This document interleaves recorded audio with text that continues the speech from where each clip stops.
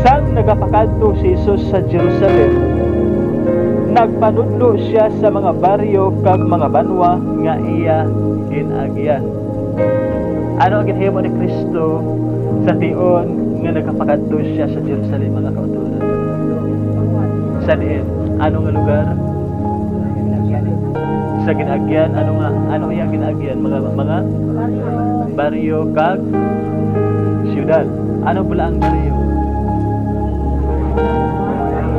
Diba barangay?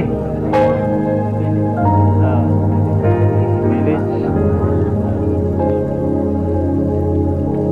Banwa, siyudad. Tama na.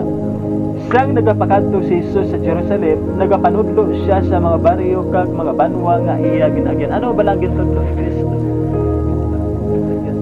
Walang sang Diyos, ano pa? Kaluwasan. Kaluwasan. Ano pa gid?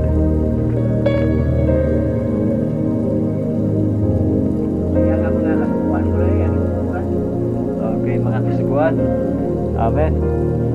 Karon sa tion nga si Kristo nagapakadto sa Jerusalem kag nagapanudlo sa mga barangay kag sa mga banwa. Karon may nagpamangkot sa iya.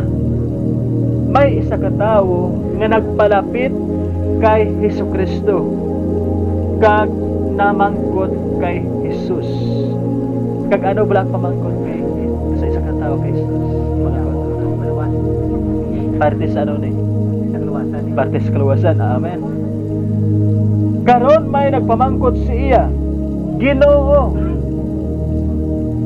diyutay lang bala ang maluwas. Amo ina ang pamangkot sa isa ka tawo kay Hesukristo nga nagsiling siya, Ginoo, diyutay lang bala ang maluwas. Ano pala ang rason nga mo iniginsiling sa isang katao nga Ginoo, diyutay lang bala ang maluwas? Ano pala ang rason? Rason na daw, nga mayara niya nga nagkatuo sa Ginoo, nag-alaga sa Ginoo. Mayara man niya nga tuntong